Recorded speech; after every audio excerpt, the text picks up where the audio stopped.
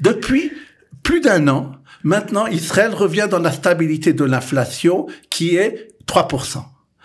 À part ça, le budget a été voté sans mesures importantes d'austérité et l'industrie militaire israélienne continue de s'envoler à la bourse. Et tout de suite, nous accueillons notre cher Daniel Guggenheim, docteur en économie, pour faire un tour de la revue de la presse économique et des choses qu'il fallait retenir. Daniel Guggenheim, bonjour et bienvenue. Bonjour. Alors, l'information dont tout le monde a parlé, en tout cas pour ceux qui ont suivi le journal télévisé cette semaine, tout le monde en a parlé, la presse, etc., c'est l'inflation.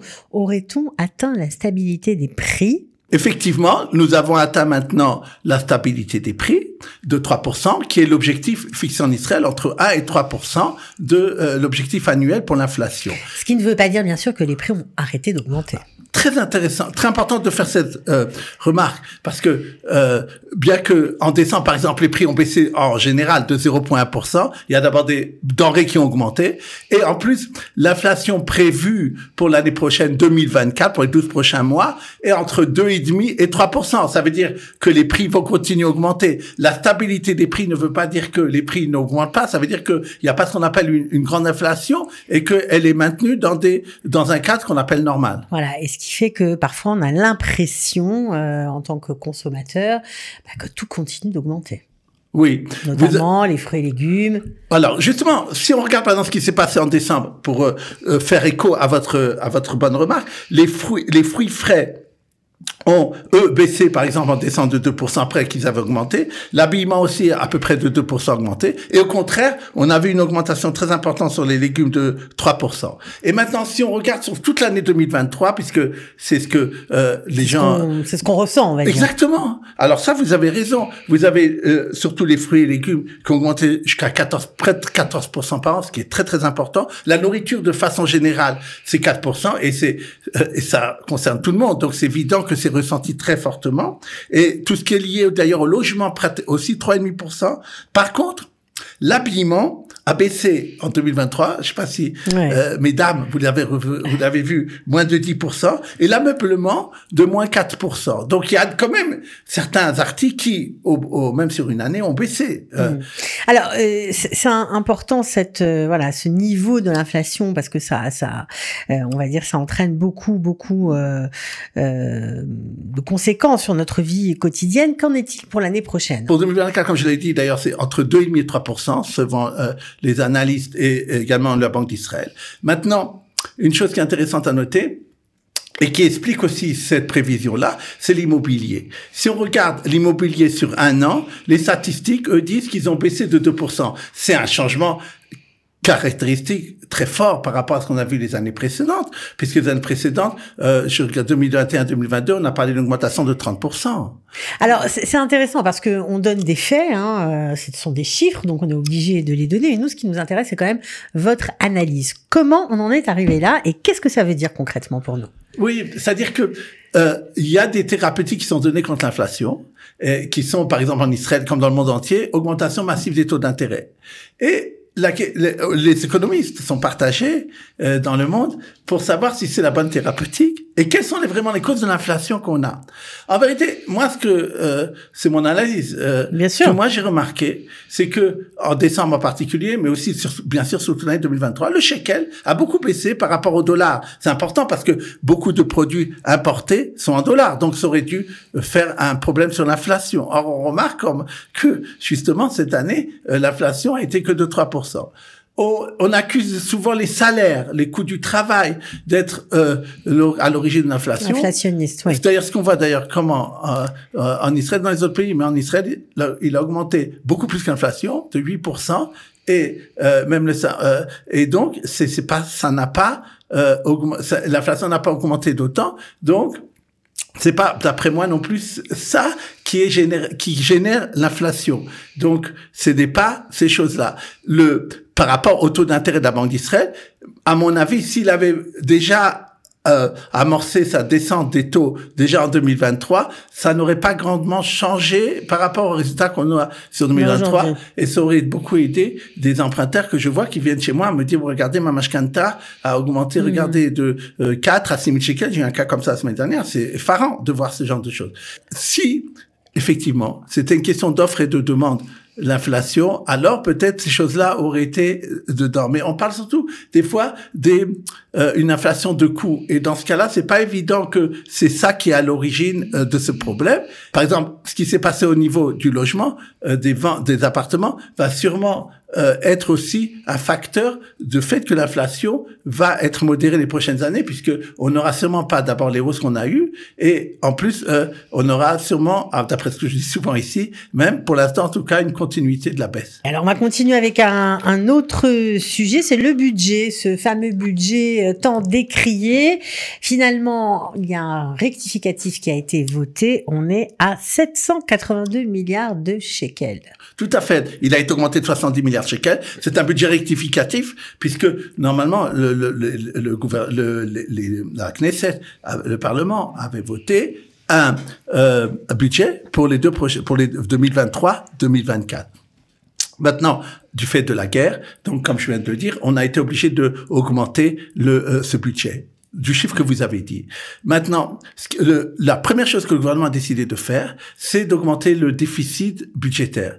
On passe de l'objectif de 3% à 6,6%. On sait que on prend en compte, parce qu'on voit que de toute façon que le gouvernement n'a pas de problème pour emprunter sur le marché financier, que ça soit en Israël ou à l'étranger.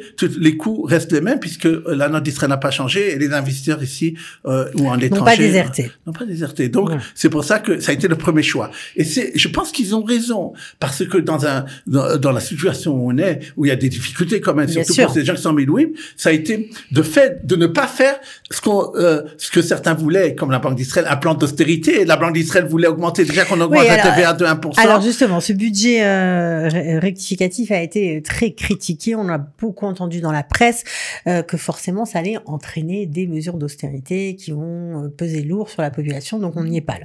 C'est pas du tout ce qui s'est passé. Ce qu'on a eu, c'est qu'effectivement, apparemment, il y aura un impôt supplémentaire sur les banques. Je crois pas qu'il y a beaucoup de gens dans nos auditeurs, qui vont parler d'austérité. La grande mesure, disons, mais elle a été acceptée et voulue par les syndicats. Le syndicat et le gouvernement ont décidé la chose suivante. Justement, pour aider les Milouim, il y a un plan de 9 milliards de shekels pour les Milouim et leurs familles. Et je voudrais dire que, je sais parce que mon fils maintenant est sorti de Gaza, on leur explique avant de partir de l'armée, plusieurs jours, on leur dit, vous allez revenir dans la vie civile, sachez tous les aides qu'on va vous faire. Exprès, on leur donne des jours en plus pour leur expliquer, pour les renseigner à ce niveau-là. Donc, faut savoir qu'il y a un travail qui a été fait à l'armée pour ça aussi. Donc, pour pouvoir financer ces 9 milliards de shekels, en partie, ils ont décidé la chose suivante. Chaque Israélien, qui soit d'ailleurs salarié ou retraité, on a dans notre salaire, ce qu'on reçoit, ce qu'on appelle en hébreu dmei havra, c'est-à-dire on pourrait dire un jour de congé payé. Ça a été à l'époque fait pour que les gens passent en Israël il y a plusieurs journées. Plusieurs journées, ça dépend de chacun combien il travaille et combien d'années. Quelle va être la conséquence de ces 9 milliards? Chaque personne va donner un jour de ça. Ça représente à peu près 400 shekels.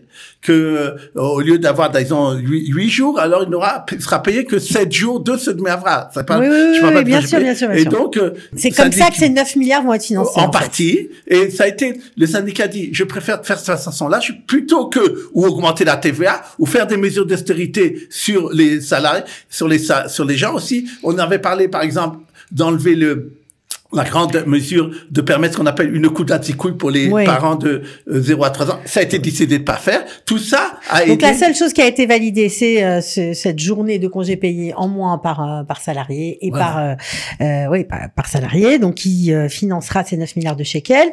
Au niveau de la TVA, on en a parlé. On parle d'une augmentation de la TVA. C'est important parce que ceux qui nous écoutent... C'est vrai, mais encore une fois...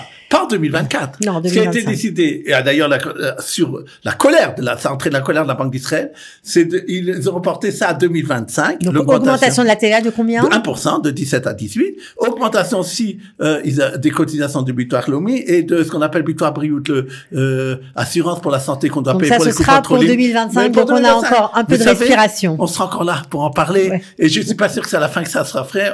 Dieu est grand. Ok. Donc ça, c'était important. Alors, on a maintenant une autre mesure. Alors, vous n'êtes peut-être pas au courant, mais chaque Israélien est noté concernant bien le crédit. Voilà, il a une note pour le crédit qu'il prend, si c'est pour les cartes de crédit, si c'est pour prendre un emprunt, il y a une note. Voilà, c'est comme ça se passe comme ça en Israël.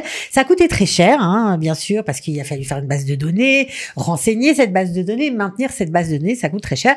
Et apparemment, ça n'a pas tellement bien marché. Quel était l'objectif de cette, on va dire, base de données qui renseigne chaque Israélien? Tout à fait. Il y a eu maintenant un rapport officiel du contrôleur de l'État, on appelle ça Mevaker Amdina, qui a donc vérifié cette base de données de crédit, de notation de crédit depuis 2019 jusqu'à maintenant. Et un rapport très sévère, en disant ça a coûté très cher, beaucoup plus cher que ce qu'on avait prévu. Ça a été autour de 300 millions de shekels, alors qu'ils avaient prévu 200% à peu près en moins.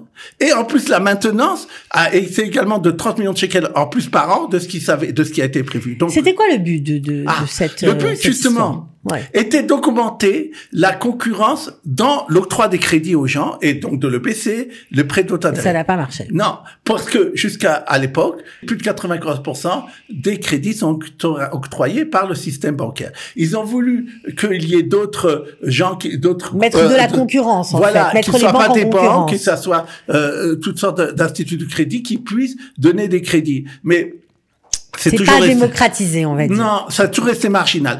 En plus, ils ont voulu même, ils ont dit, bon, si on n'y arrive quand même pas, peut-être entre les banques, il y aura une concurrence. Même ça n'a pas marché. Ça n'a pas marché. Il y a que 2%. Qui sont changés. Ça fut une mauvaise réforme parce que, à mon avis, comme d'habitude, on n'a pas assez demandé aux professionnels ce qu'ils en pensaient et il n'y a pas eu un calcul de scénario de voir si on fait ça, est-ce que vraiment ça changera ou est-ce qu'il faudrait d'autres mesures. Ok, alors on va finir cette revue de la presse et chronique économique avec des succès israéliens comme toujours, grâce à peut-être une déclaration de Benjamin Netanyahou qui aurait boosté l'industrie militaire israélienne. Effectivement, Motzei Shabbat, c'est-à-dire la fin du Shabbat, Netanyahou a fait une conférence de presse et il a dit une phrase d'ailleurs qui a été remarquée par les journalistes en disant « Je veux que ce budget aussi qui va être voté va aussi permettre à Israël d'être indépendant militairement. On s'est rendu compte comment c'est important dans cette période de guerre. » Alors, de ne plus dépendre des États-Unis. Vous dites le mot. Bon. Qu'est-ce qui s'est passé? Il y a en Israël plusieurs sociétés qui sont cotées à la bourse de Tel Aviv et aussi d'ailleurs qui sont israéliennes, qui sont d'ailleurs aussi cotées au Nasdaq, mais en particulier à Tel Aviv et qui sont dans l'industrie militaire de l'armement. On va les citer: Harry, Aerodrome et Nexidium. Et ils ont augmenté depuis un mois, après avoir déjà augmenté très très fortement en 2023. D'ailleurs, la société Harid emploie 80 personnes à Sderot. Et pendant la guerre, dès qu'elle a pu, les gens sont revenus retravailler à Sderot. Elle fait des détonateurs. Ils ont augmenté. Elle a augmenté 400% en 2023 et maintenant depuis un mois, plus de 50%. Les détonateurs, ça sert pendant la guerre. Exactement. Bon. Et le discours de Netanyahou a encore fait augmenter. Et il y avait, comme vous dites, Aerodrome et Nexivision aussi. Nexivision a augmenté de 300% l'année dernière. Elle a augmenté 500% en quelques années, elle est arrivée à plus de 2 milliards de shekels. Et ils font quoi? Ils font Aerodrome, ils font des micro-caméras et ils ont augmenté de 25% en un mois. Tout ça ça fait partie, bien sûr, de la générale de besoins militaires. Elle a eu aussi des nouvelles commandes, mais aussi le discours de Netanyahou, d'après les sites économie, ont boosté encore. Bon, puis à Aerodrome, c'est les avions sans pilote aussi ont progressé, on imagine. Bon, en fait, on pourrait être tout à fait indépendant militairement, on le souhaite, en tout cas. On le souhaite. Voilà, on le souhaite. On va finir par cette note optimiste et on se retrouve la semaine prochaine, mon cher Daniel, pour d'autres nouvelles économiques importantes. Avec plaisir. À bientôt.